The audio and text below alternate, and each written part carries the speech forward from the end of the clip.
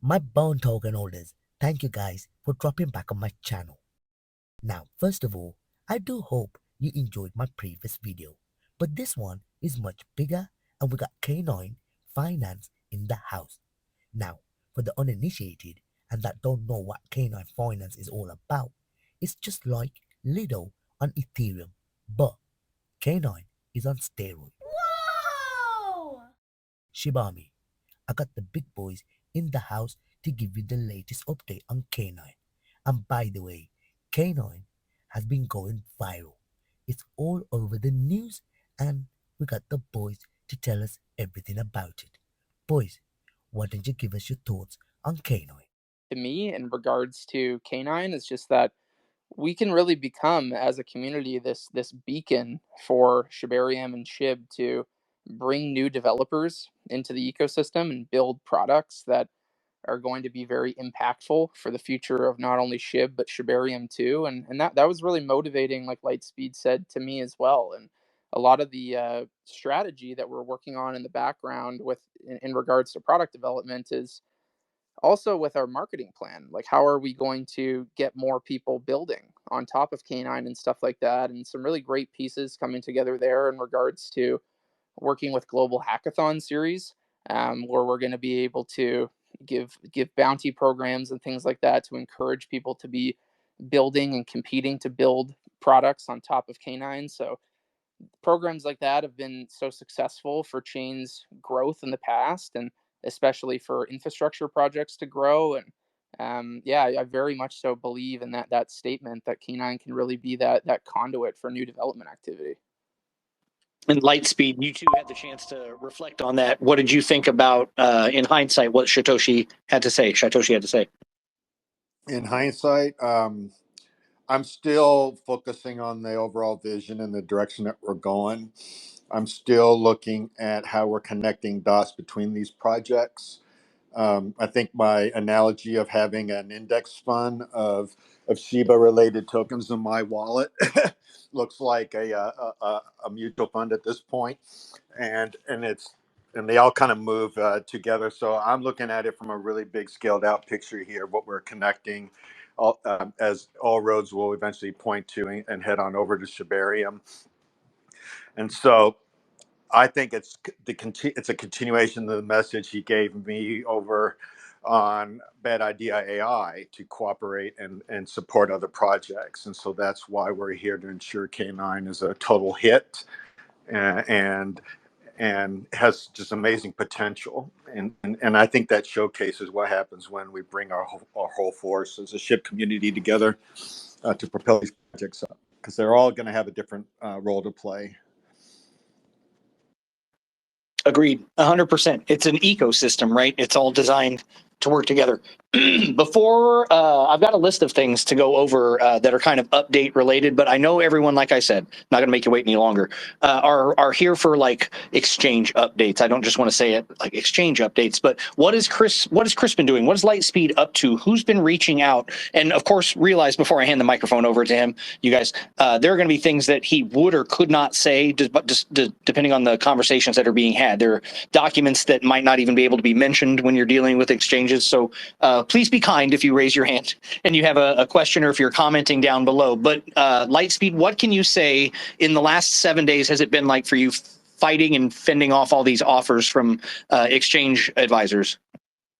And and fending off the scams and the ripoffs. And it's been a bit nightmarish because of the just the deluge that comes with people who have interest in K9 and everything. But at the end of the day, we have to look in K9's best interest. There's a lot of filter that happens there.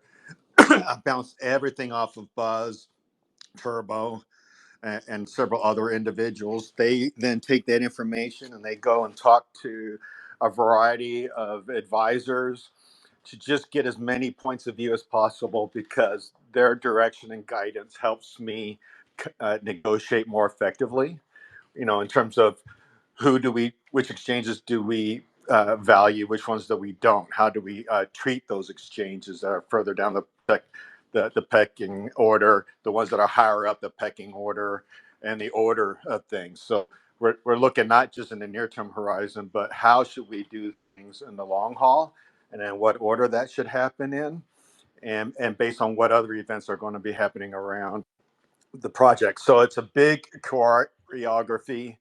It can get pretty complicated, and it's important to communicate very well so there aren't any missteps, because missteps can be very costly. And I'm proud to say that Buzz is probably one of the few people that can keep up with me. And he had the guts to say, I can't believe I finally met someone that can keep up with me. And I'm sitting there going, wait a second, no, I'm the fast one. So we're now in a contest here and in a little friendly rivalry. But I'll also add, Shane, that as I go into, and we actually open up the rooms to have our discussions, once we're ready to do the substantial stuff, I do bring in Buzz, and he'll bring in some other observers. It's there really more for the safety of the project, and because we are a DAO, to ensure that all this stuff is observed and to watch my back as well. So the answer is yes, we are talking to people. We're talking to a lot of people, and the answer is soon. Well, and the answer is, I have another question, because I want to assume the role of crypto degenerate, and I need you to fill in the blank for me. So I'm going to ask a investor, like, I'm just trying to quick flip question. I know that some people think like that. When you're talking to exchanges, what is the decision maker? Because a lot of people are just going to say, hey, look, this is a top 5 exchange based on whatever metric. This is a top 10 exchange. We just want you to list on an exchange with a lot of volume. We want you to list on an exchange that allows us to do whatever we want to do. What is it that really helps you make decisions? Is it relationships with the companies? Is it the deals that they're cutting for marketing? Or is it just, it's a top 5 exchange? It can't be that simple, right? It's not simple, and that's why I have to bounce these ideas off of Buzz and the others, because some of them are splitting hairs on which way you can go. We do know that maybe 15 to 20 exchanges max have true organic volume. We don't care about all the others. It just, if they want to buy the liquidity themselves and list us, more power to them. But we do want to court the ones that have significant gravitas in the space, because these exchanges can also turn into partnerships in other ways and other spin-off business opportunities for a project that knows how to do that kind of networking. So there's a lot that rolls into it in these decisions, especially if they're willing to waive fees or provide deep discounts on things, or help us have a fee-free market making accounts. You name it. There's lots of ways to negotiate these things. Can you address one thing? I've actually seen multiple people, not just in K9 chats, but just in crypto in general. What do you think about exchanges that ask for tokens, or exchanges that you need to give tokens to? Can you tell me your opinion on that? I hate doing that. As a policy, we're going with no, you will take USDT to run your marketing events. There may be some rare exceptions if there's enough consensus to say, yeah, we know that this particular exchange does do very good, for example, hold and earn events or whatever. That's fine. Airdrops, yeah, not so much. That's not going to work. But generally speaking, our default going in on any discussion is that we're not going to give tokens so that an exchange can just dump on it and say it was marketing and lie, because we do know for a fact that some will do that.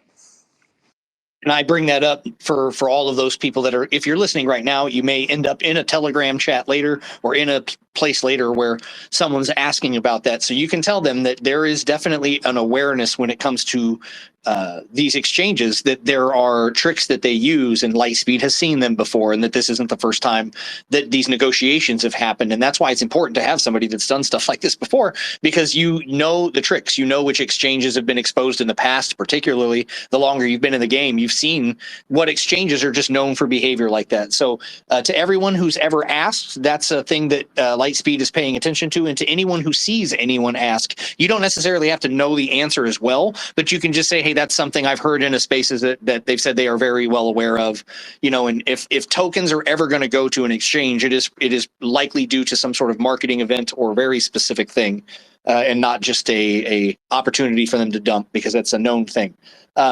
I appreciate the updates. For those of you that try, I know people try, to tag Lightspeed in the main chat, he's not going to answer every one of those when questions, but when he does pop in there, make sure you read everything twice. Dude's cryptic. Take a look at everything. He can't, like I said, he can't say everything. So there's going to be things you just can't get out of him. But I appreciate the updates, Lightspeed, and hopefully, between here and the next update, it'll be even spicier, right? It will be spicy. Spicy. I can handle spicy. Buzz, I want to swing to you and talk about management council stuff. You want to do some management council stuff? Yeah, hit me. Yeah. So what's going on between now and then? We've introduced more advisors, and we're still trying to find management council people, right? Yep, certainly. I mean, that's one of the most important things of a DAO is the leadership, and making sure that people who are on the management council and also on our roundtable of dogs have certain expertise and experience that's going to move the DAO forward to accomplish its missions. So we have announced, I think it was yesterday that we announced Seth. Maybe it was 2 days ago, as part of the management council. So he's a senior advisor at Shib, very experienced in capital markets. I mean, he's an Emmy-winning advisor and has tons of relationships in the media world. But yeah, like, team building is crucial for the success of any project, and we're making sure that when people are being placed on the management council and voted into the roundtable, that it's done very thoughtfully. And a great example here is the both of you who are on spaces right now. Like Shane, you're an expert in hosting spaces and becoming the voice of the community and the DAO, and Lightspeed is an expert in data aggregation and has many deep relationships and a vast experience with exchanges. So we're going to be bringing in experts in their domains, because this is a DAO and this is a decentralized infrastructure project. And the best way to do that is to have people who are experts in their various field. And it's exactly why when Lightspeed's talking about always bouncing ideas off myself, and we would go and have conversations with all of the advisors to the DAO and things like that, it's because we have these people for a reason. They're to bounce ideas off of, get advice, and lean on people who have 10 years plus of experience in this industry.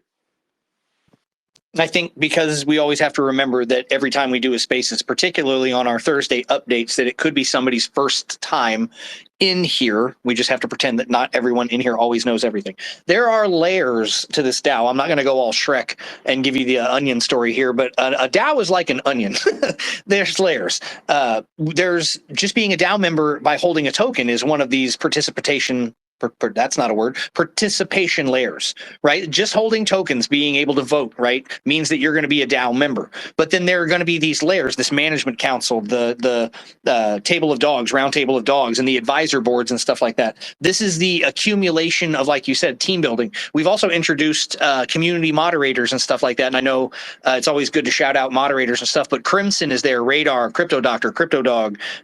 We are adding to this roster of people because this is what it takes. And I've used the analogy before, as you're boiling a pot, and it condenses down and stuff like that, you're going to find people in the community that step up to fill individual roles, whether it's what I'm doing is speaking, or if Lightspeed is doing listings. Everybody, I said this last time, I gave this whole inspirational thing about find your niche.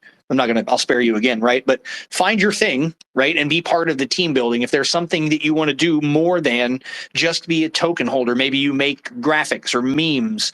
Like right now, we could probably handle a couple of people that are good at infographics, not just memes, but like informational graphics. That's a personal request, just as someone who's on the X account frequently. We have a lot of complicated information that we need to disseminate down to people. So if you're good with things like PowerPoint presentations or video presentations, I knew a guy in a project once who his real job at work was to make training videos, like for new employee hires, and he made fantastic crypto videos for like how to use Trust Wallet because it was just in his skill set. So maybe there's something anyone listening out there could do that if you wanted to step up and let us know in the chat. We're looking for it. So team building updates. We also have website updates that have gone through, right? Since the launch, there's been a lot of new information that we added to the website. Buzz, can you touch on some of the things that had to be updated there after the launch? For sure. I just want to touch a little bit more on the DAO framework too, because it is really important, and I like to tell this story at the same time. So like one canine equals one vote as part of the DAO. So one token gets you membership to the DAO. The first elected layer is the management council. I sit on that as well as everyone on stage here.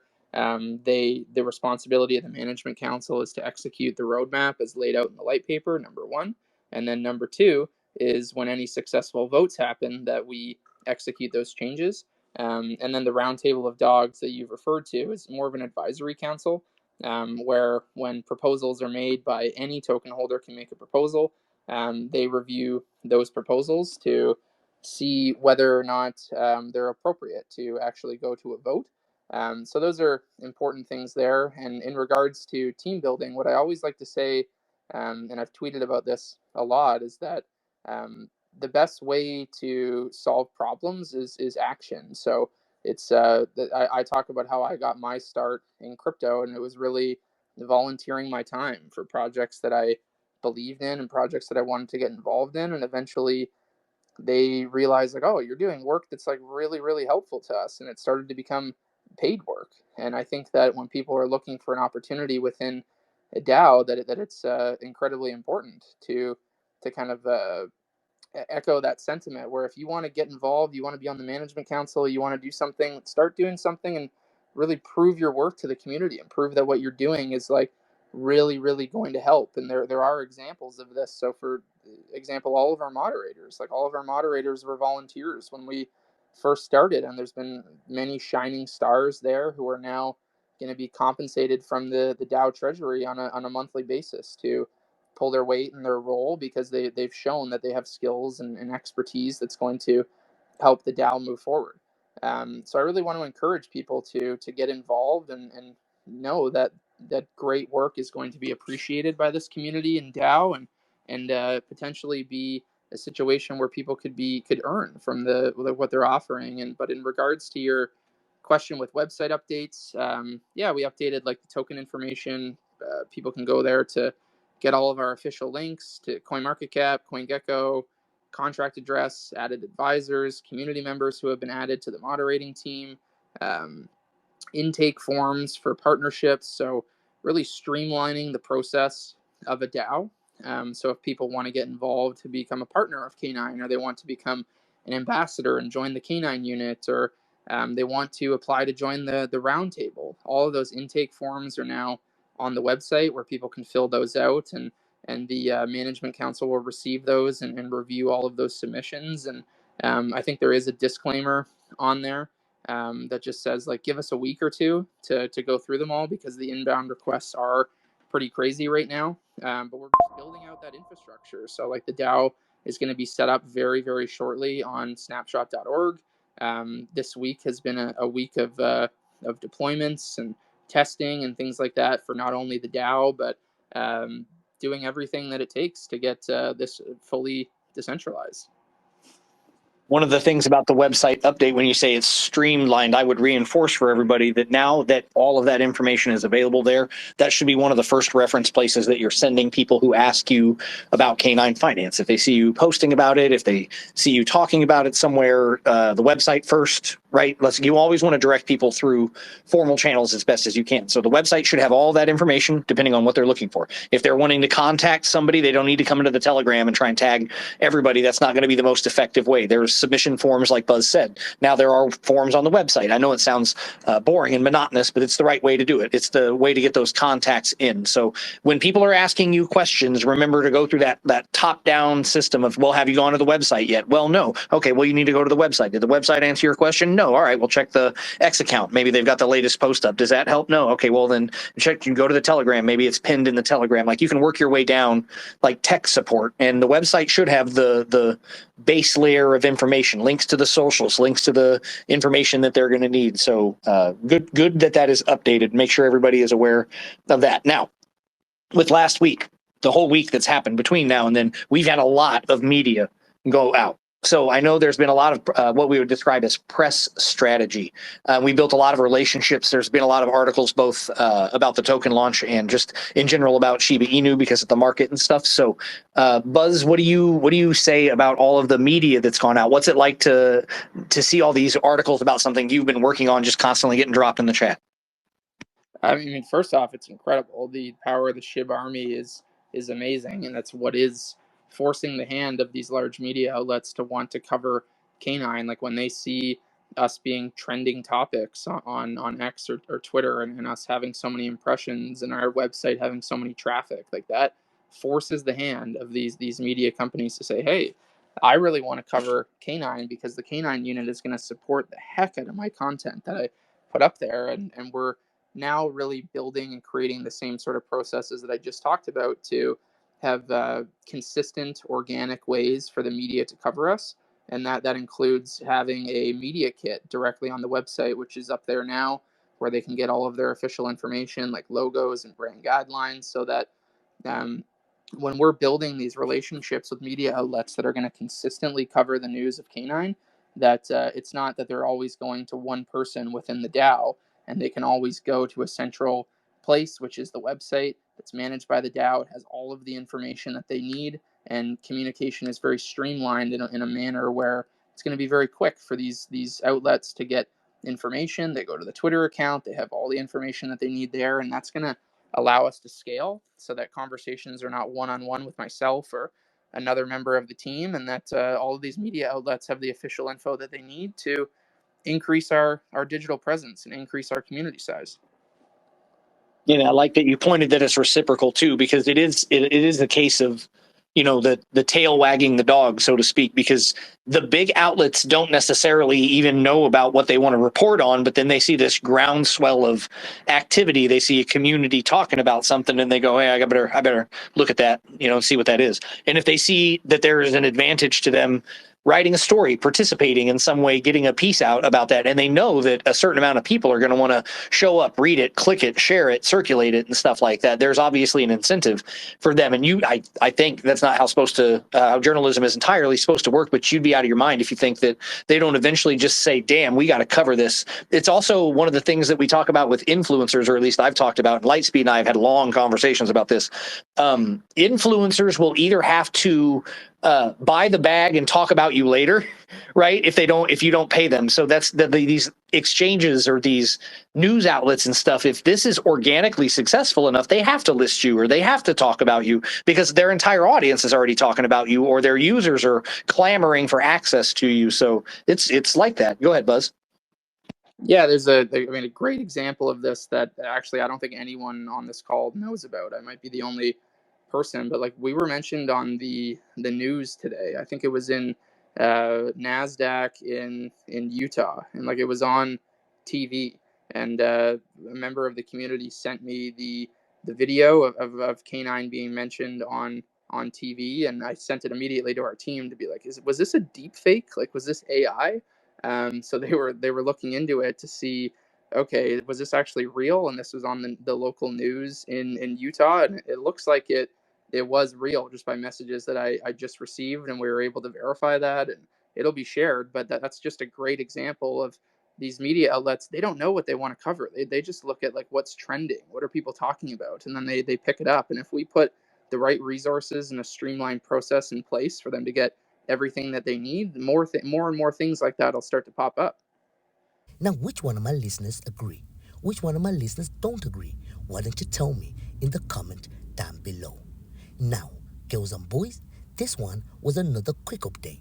When I read that SHIB is going absolutely global, dude, I knew I need to make a quick update for my listeners and subscribers.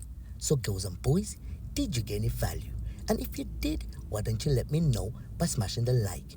And by the way, like always, the video is for information and education, and not for any type of financial advice. Shib Army strong. Shib Army for life, and there is no doubt, no doubt, no doubt.